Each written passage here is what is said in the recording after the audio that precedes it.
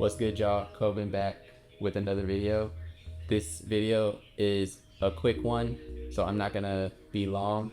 This is about hydrating your cells and like how important cell hydration for sickle cell is, because that is one of the things that can trigger a pain crisis. If you follow me on my socials like TikTok and Instagram, you would know that recently I've been in the hospital and I am out, thank God, but it's been taking a toll on my productivity just being in the hospital a lot. And then also just with life being life, I've been kind of trying to get my speed and my rhythm together so I can make more videos for you guys. But this is one of 4 videos that I plan on making from now, say until the end of November. Now, God forbid I get in another crisis, that deadline is gonna be pushed into December. So it's up to how I feel. I don't know if you guys can hear it in my voice, but I am tired. I'm still recovering from being in the hospital with the worst pain that I've ever felt in my life. And so that experience has my body recovering even 2 weeks later after I've been discharged. And so this video is just a quick one, just to get my feet wet back into the swing of things. But just know I am still making videos. I have not burnt out or anything like that. It's just my body needs to recover. So we got us some mandarin oranges, we got some grapefruit, apples, limes, beets, carrots, and watermelon. And we gonna juice these real quick.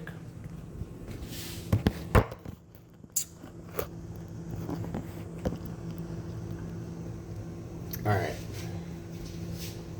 I'm only doing 1 cup because it's gonna take me hours, so y'all just gonna get a little sneak peek. So I don't want to lead you guys the wrong way.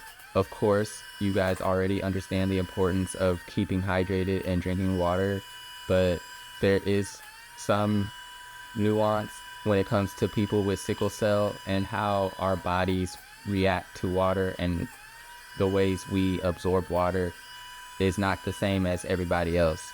Our cells only live for 2 weeks versus everybody else's live for 100 days or more. That is the healthy cells. Those aren't the cells that are prematurely dying because of stress, dehydration, change in environment, etc. And the environment is really what matters when it comes to hydration, because if your cells are dying early, then it doesn't matter that you filled them up with gallons of water in the first place. So that begs the question, what can we do to keep these cells hydrated longer so that it can do its job within its 14-day lifespan? And the answer to that begins with one word: osmosis. A quick search reveals that osmosis is the spontaneous movement of water through a semi-permeable membrane from an area of low solute concentration to an area of high solute concentration, aiming to equalize solute on both sides. Notice that it says it's a movement of a solvent, primarily water, so that means osmosis doesn't just apply to water. On Wikipedia, they call the different levels of concentration of water potential. And so what a high water potential means is like there's more water on the outside of the membrane than inside, and then if it's a low water potential, then there's more water on the inside than the outside. It also says that it is crucial for maintaining proper cell hydration, as cells can be sensitive to dehydration or overhydration, and in human cells, it is essential for maintaining balance of water and solutes, ensuring optimal cellular function. There is also a thing called osmotic pressure, which is the energy from outside pushing in on the inside to get the solutes to switch sides. These are the 3 types of osmotic pressure, and the example they use is the blood cell, which is very convenient for me, but they're hypertonic, isotonic, and hypotonic cellular osmotic pressures. And if you look closely, the hypertonic one looks very strikingly similar to a sickled red blood cell, and that is exactly the state that our cells are in when it's sickling and is in a crisis mode. So the goal now is to prevent our cells from being in a hypertonic state and instead hydrate our cells so it is in an isotonic or even a hypotonic state so that it prevents the cells from sickling as much as possible. What influences these different osmotic pressures is the concentration of the solutes. So basically, more molecules of water on the outside would want to go inside of a permeable membrane, and then on the opposite side, more water molecules on the inside of a membrane would want to go on the outside if the energy is high enough. Last term to remember before I segue into the next article is that the pressure gradient is what makes the osmotic transport happen. And when I'm saying these things, this is not like a one size fits all explanation. Sickle cell is a totally different beast. And despite how much water we drink, there's going to always be cells that don't have enough water in our body. And so therefore we would need to come up with an innovative, different alternative to just simple, drink water, because clearly we're still in pain crisis despite how much water we drink, and we get annoyed when people are just saying to us to cure our pain, drink water, drink water. Now, my research isn't complete. I do want to preface this by saying that, and I have still stuff to learn about the cells and how they are hydrated in order to give you guys complete information so that you can make your own decisions. But basically, it all comes down to osmosis, and I was going to say osteoporosis, but osmosis and how to maximize osmosis. In order to save time, I'm going to try to go through this article as quickly and succinctly as possible. So the disorders of erythrocyte hydration explains how humans cannot reverse when they have a cell that is dehydrated and loses volume. They cannot reverse the loss of that volume, and they can't gain that volume back in order to rehydrate itself.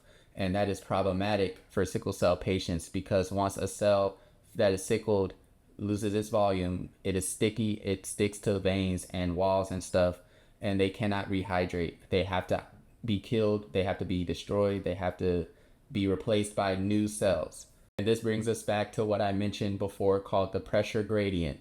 Now, I might be wrong on this, and this may not make sense to an actual scientist or doctor, but I am almost certain that when this article discusses gradient pathways, it is the same thing as that Wikipedia article saying pressure gradient.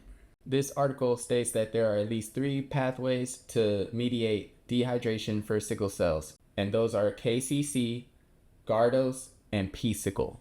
Basically, these 3 pathways influence how much water or other solutes can enter, exit the cell through osmosis, and at what time and under what circumstance.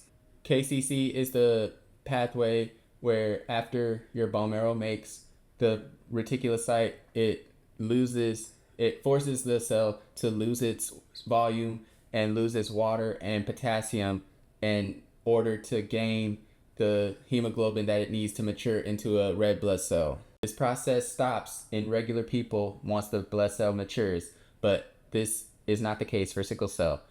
Once the cell matures for sickle cell, KCC does not stop, and it forces hemoglobin into the cell after it matures, and it can cause it to sickle. In the Gardose pathway, it's activated with an increase in calcium, and so based on osmosis, the calcium being on the outside wants to come in, Gardose activates, the calcium comes in, but that means that the potassium and the water has to leave the cell for making way of the calcium. I don't know why it activates with calcium, but I just know when it comes to dehydration, it's the main mechanism mediating dehydration in sickle cells. About the P-sickle pathway, it is exclusive to sickle cell patients and it mediates reversible increase in permeability to calcium and other things in sickle cells at the initiation of the dehydration cascade. And then it also stimulates magnesium loss, which is important to regulate the increased KCC activity. And then also it's reversible, so it's attractive as a therapeutic target for any future treatments for sickle cell. This makes P-sickle and the Gardner's pathway the key contributors to a sickle cell's dehydration. Therefore, regulating these two pathways and decreasing their activity is a must. So for me, I'm being prescriptive about what I'm gonna do, but this is just a descriptive video that you can do whatever you want and make your own conclusions from.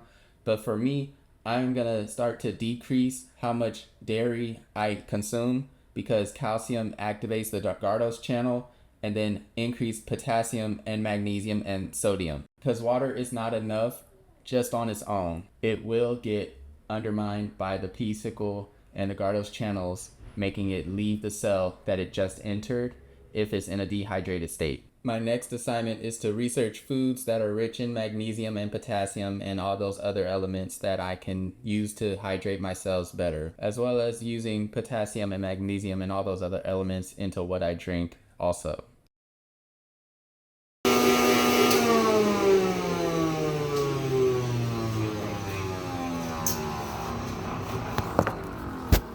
This is it. It's the final product. It's a beet and apple juice with some carrots and lime. So that's it.